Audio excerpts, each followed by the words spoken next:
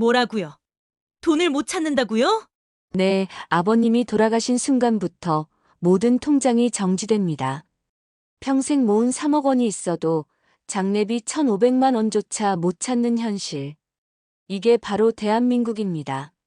더 충격적인 건 시간이 지나면 아예 해지될 수도 있다는 사실이에요. 하지만 미리 준비한 가족은 다릅니다. 30년 경력 세무사가 목격한 현실과 대비책을 지금 공개합니다. 구독, 좋아요, 알림 설정으로 가족을 지키세요. 지금 시작합니다. 안녕하세요, 여러분. 저는 30년 넘게 상속 업무를 전문으로 해온 세무사입니다. 그동안 수많은 가정의 상속 문제를 도와드리면서 정말 안타까운 일들을 많이 봤습니다. 오늘은 그 중에서도 가장 급하고 중요한 이야기를 들려드리려고 합니다.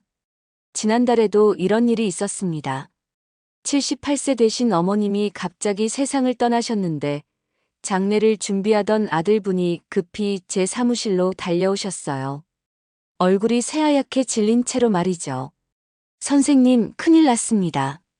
어머니 통장이 갑자기 막혔어요. 장례비도 못 찾고 병원비도 못 내겠어요. 도대체 왜 이런 일이 생기는 거죠? 이분만의 이야기가 아닙니다. 실제로 부모님이 돌아가시면 그 순간부터 고인의 모든 계좌는 자동으로 거래가 중단됩니다. 사망 신고가 주민등록 전산망에 등록되는 순간 은행 시스템이 이를 확인하고 즉시 계좌를 정지시키거든요. 많은 분들이 이 사실을 모르고 계세요. 우리 가족 통장인데 왜 못 쓰지? 하면서 당황하시는 경우가 정말 많습니다. 특히 부모님과 함께 살면서 생활비를 그 통장에서 꺼내 쓰던 가정은 더욱 어려워하시죠. 60대 후반의 한 딸분은 이렇게 말씀하셨어요. 아버지가 평소에 현금을 별로 안 가지고 다니셔서 모든 지출을 카드로 하셨는데 갑자기 카드도 안 되고 통장도 안 되니까 정말 막막했어요. 장례식장 비용도 어떻게 내야 할지 모르겠더라고요. 이런 상황이 벌어지는 이유는 간단합니다. 법적으로 고인의 재산은 상속 절차를 거쳐야만 합법적으로 처리할 수 있기 때문이에요. 아무리 가족이라고 해도 마음대로 쓸 수 없는 거죠. 더 놀라운 건 시간이 지나면서 계좌가 아예 해지될 수도 있다는 점입니다. 은행마다 조금씩 다르지만 보통 1년에서 2년 정도 거래가 없으면 휴면 계좌가 되고 나중에는 해지 절차까지 진행되거든요. 그럼 이런 상황에서 어떻게 해야 할까요? 많은 분들이 그럼 미리 돈을 빼놔야 하나? 하고 생각하시는데 이건 절대 해서는 안 되는 일입니다. 나중에 상속세 문제에서 큰 곤란을 겪을 수 있어요. 실제로 작년에 만난 한 가족은 아버님이 돌아가시기 전에 미리 통장에서 2천만 원을 빼내뒀다가 나중에 세무조사에서 증여세를 물게 된 경우도 있었습니다. 좋은 의도였지만 결과적으로는 더 큰 손해를 본 거죠. 또 다른 문제는 장례비입니다. 요즘 장례비가 만만치 않거든요. 보통 1,000만 원에서 1,500만 원 정도는 들어가는데 이 돈을 갑자기 현금으로 준비하기가 쉽지 않죠. 특히 평소에 부모님 통장에서 생활비를 쓰던 가정이라면 더욱 그렇고요. 어떤 분은 이런 말씀도 하셨어요. 아버지가 워낙 검소하게 사셔서 현금을 많이 안 두셨는데 막상 돌아가시니까 장례비 마련하는 것부터 막막했어요. 친척들한테 급히 돈을 빌려서 해결했지만 정말 당황스러웠습니다. 이런 일들이 왜 생기는지 아세요? 대부분의 가정에서 이런 상황을 미리 준비하지 않기 때문입니다. 부모님이 건강하실 때는 아직 멀었지 하고 생각하다가 막상 일이 생기면 아무것도 모르는 상태에서 허둥지둥하게 되는 거예요. 하지만 이런 문제들은 충분히 미리 준비할 수 있습니다. 법적인 절차도 알고 있으면 그리 어렵지 않고요. 무엇보다 가족들이 함께 대화하고 준비한다면 슬픔 속에서도 차분하게 처리할 수 있어요. 그럼 지금부터 왜 이런 일이 생기는지, 그리고 실제로 어떤 절차를 거쳐야 하는지 차근차근 설명해 드릴게요. 먼저 계좌가 정지되는 정확한 과정부터 말씀드리죠. 사망 신고를 하면 그 정보가 주민등록 전산망에 바로 등록됩니다. 그 순간 은행들이 이 정보를 자동으로 확인해서 고인의 모든 실명 계좌를 즉시 거래 중단시키는 거예요. 이건 법으로 정해진 절차라서 예외가 전혀 없습니다. 더 심각한 건 시간이 지나면서 벌어지는 일들입니다. 계좌가 정지된 상태로 일정 기간이 지나면 휴면 계좌가 되고 더 오래 방치하면 아예 해지 절차까지 진행될 수 있어요. 그러면 나중에 상속 절차를 밟으려고 해도 훨씬 복잡해집니다. 실제로 제가 만난 한 가족의 이야기를 들려드릴게요. 평소에 건강하시던 70대 어르신이 갑자기 세상을 떠나셨어요. 큰 병도 없으셨고 워낙 건강하셔서 가족들이 전혀 준비를 못했었거든요. 장례를 마치고 난 후 자녀들이 통장을 들고 은행에 갔는데 은행 창구 직원의 말이 정말 충격적이었어요. 죄송합니다만 사망 신고가 이미 등록되어 있어서 계좌 거래가 불가능합니다. 상속 절차 없이는 접근할 수 없어요. 그 가족은 장례비조차 제대로 인출하지 못한 채 발길을 돌려야 했습니다. 정말 막막했겠죠. 이런 상황에서 가장 큰 문제가 되는 게 바로 장례비입니다. 요즘 장례식 비용이 정말 만만치 않거든요. 평균적으로 1,000만 원에서 1,500만 원 정도는 각오해야 해요. 장례식장 사용료, 관과 수혜, 음식비, 꽃값, 운구비까지 다 합하면 생각보다 큰 돈이 나갑니다. 특히 도시에 사는 가정일수록 현금을 많이 안 두시잖아요. 대부분 카드나 통장으로 생활하시는데 갑자기 그게 다 막히니까 정말 당황스러운 거죠.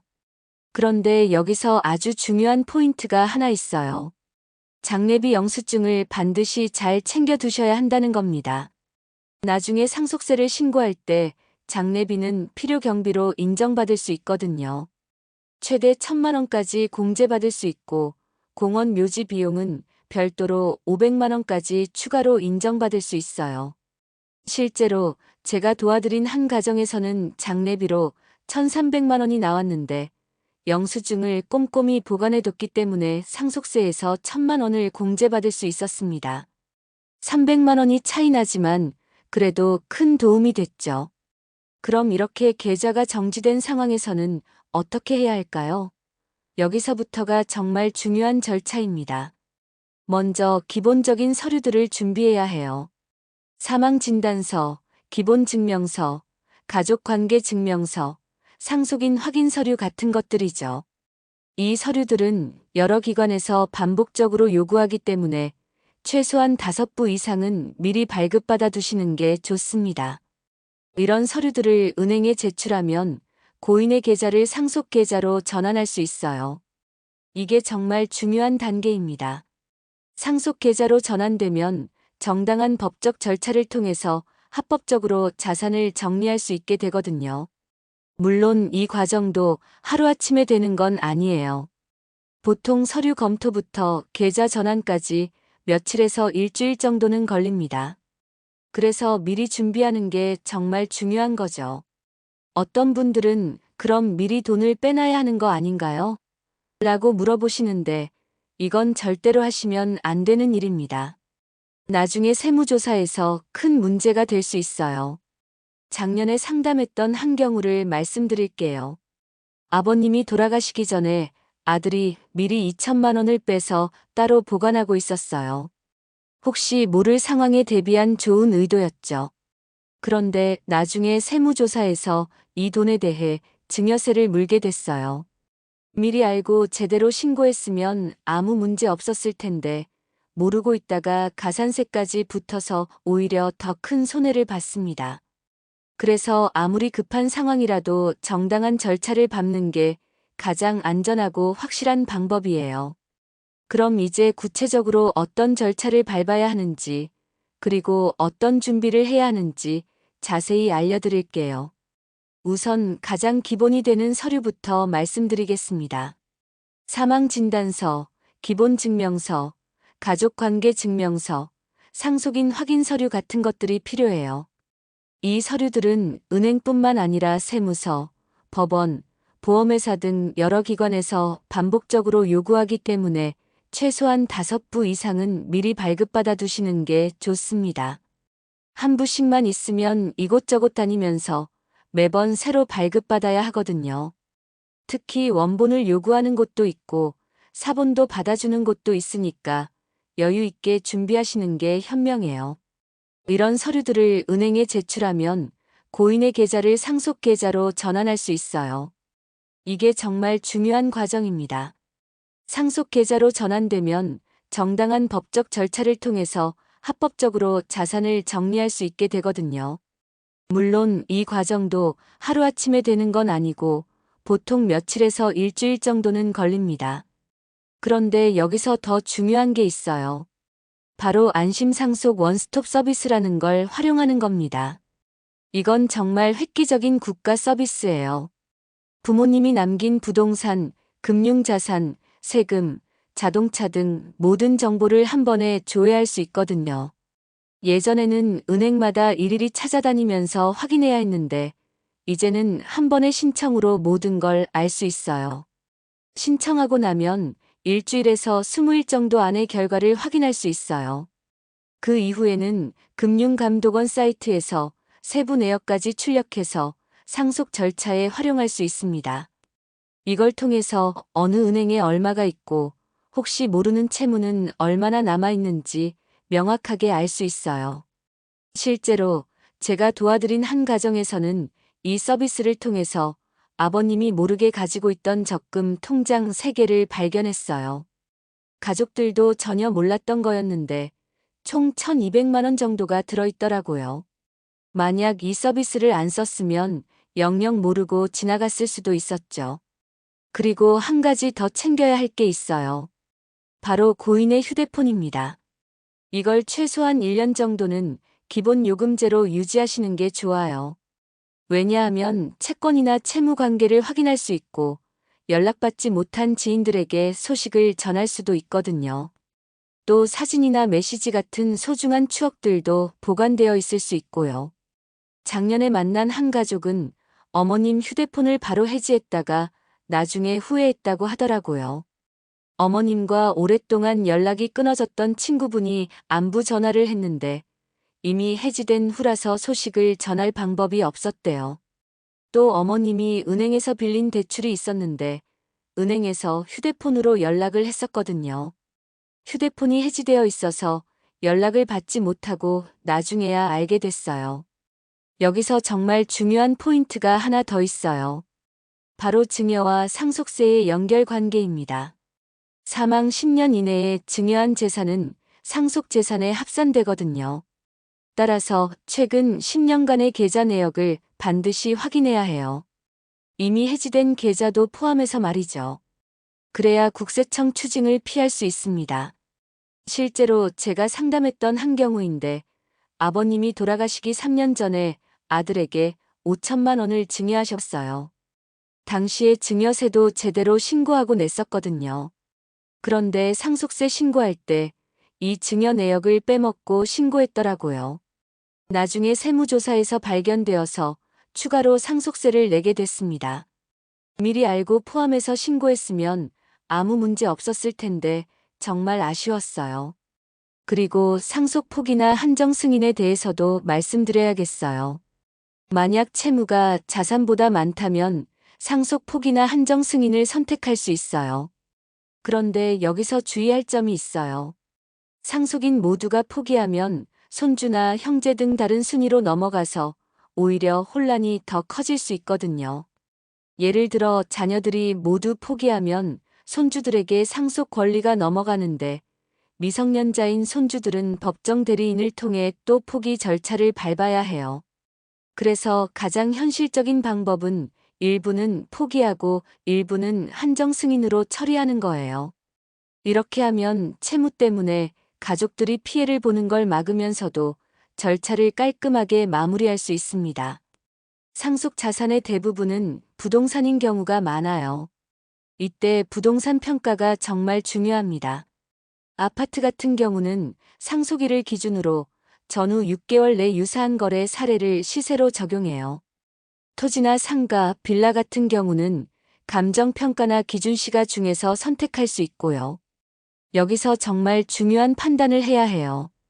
지금 상속세를 줄일지 아니면 미래의 양도세를 줄일지 말이죠. 예를 들어 기준시가로 낮게 평가하면 지금 상속세는 적게 나오지만 나중에 팔 때 양도세가 많이 나올 수 있어요. 반대로 감정평가로 높게 평가하면 상속세는 많이 나오지만 양도세는 적게 나오고요. 이건 반드시 세무 전문가와 함께 여러 시나리오를 돌려보고 결정하셔야 해요. 마지막으로 종합소득세 신고에 대해서도 알아두셔야 해요.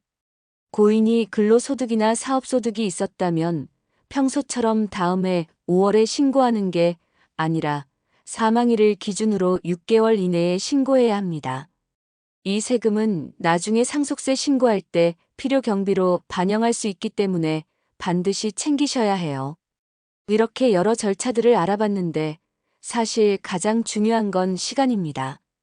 부모님이 돌아가신 순간부터 정말 시간과의 싸움이 시작되거든요.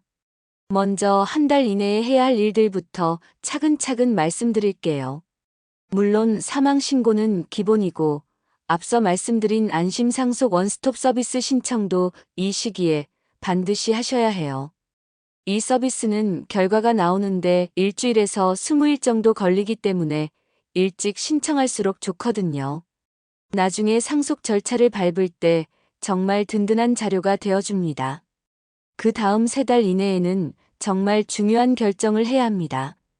바로 상속을 받을 건지, 포기할 건지, 아니면 한정 승인을 할 건지 결정하는 거예요. 이 기간을 놓치면 자동으로 단순 승인이 되어버려서 나중에 돌이킬 수 없게 됩니다. 실제로 제가 상담했던 한 가족은 아버님이 자영업을 하시다가 예상보다 많은 빚을 남기고 돌아가셨어요. 자녀들이 처음에는 아버지에 대한 그리움으로 무조건 상속받으려고 했는데 나중에 빚의 규모를 정확히 알고 나서 깜짝 놀랐거든요. 다행히 아직 3달이 지나지 않아서 한정 승인으로 처리할 수 있었어요. 만약 이 기간을 놓쳤다면 모든 빚을 고스란히 떠안아야 했을 거예요. 가장 촉박한 건 6개월 이내의 상속세와 종합소득세 신고 및 납부입니다. 이 기간이 정말 중요해요. 왜냐하면 신고 기한을 놓치면 무신고 가산세가 20%나 붙기 때문이거든요. 예를 들어 상속세가 2천만 원이라면 가산세만 400만 원이 추가로 나오는 거예요. 정말 큰 부담이죠. 그런데 여기서 한 가지 희망적인 소식은 납부할 돈이 부족하다고 해서 절망할 필요는 없다는 겁니다. 연부연납 제도라는 게 있어서 최대 10년까지 분할해서 낼 수 있거든요. 물론 이자는 붙지만 한 번에 큰 돈을 준비하기 어려운 상황에서는 정말 유용한 제도예요. 작년에 도와드린 한 가정에서는 상속세가 3,500만 원 정도 나왔는데 당장 현금이 부족했어요. 부동산은 있었지만 급하게 팔기도 어려운 상황이었거든요. 그래서 연부연납을 신청해서 5년에 걸쳐 나누어 냈습니다. 이자 부담은 있었지만 급하게 부동산을 헐값에 팔지 않아도 돼서 오히려 더 유리했어요. 무엇보다 중요한 건 가족 간의 협력입니다. 혼자서 모든 걸 처리하려고 하면 정말 힘들어요.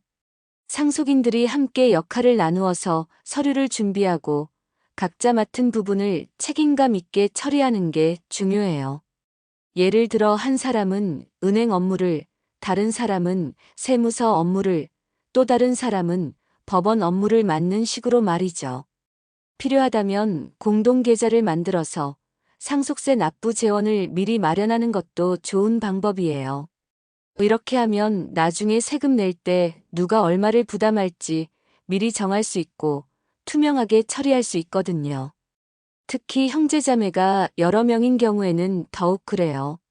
한 사람이 모든 일을 떠맡으면 나중에 감정이 상할 수도 있거든요. 왜 나만 고생하지? 하는 마음이 들 수도 있고 다른 가족들은 무슨 일을 어떻게 처리하고 있는지 모르겠다는 불안감을 가질 수도 있어요.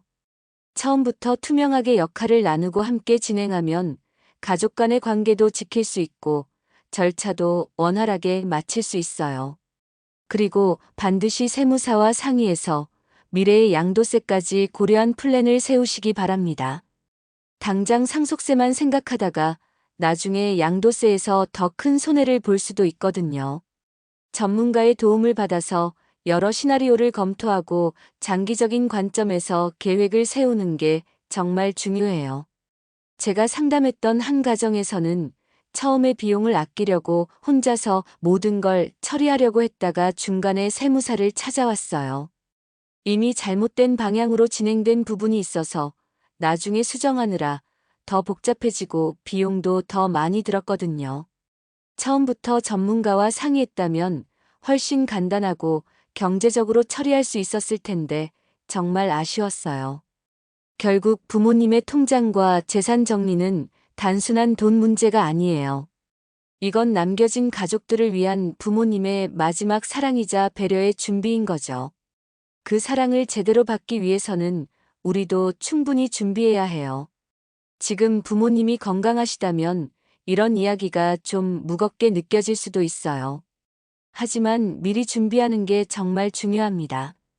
지금 바로 부모님의 통장이 어디에 있는지, 어떤 은행을 주로 이용하시는지, 혹시 모르는 적금이나 보험은 없는지, 그리고 어떤 자산과 채무가 있는지 가족끼리 함께 차근차근 정리해 보세요. 이런 대화가 처음에는 어색할 수도 있지만 막상 시작해보면 부모님도 자녀들이 걱정해주는 마음을 고마워하실 거예요. 그리고 이런 준비가 훗날 정말 가장 큰 힘이 될 거라고 확신합니다. 부모님을 떠나보내는 일은 언젠가는 누구에게나 찾아오는 일이에요. 그 슬픔 속에서도 차분하게 처리할 수 있도록 지금부터 조금씩 준비해 나가시기 바랍니다.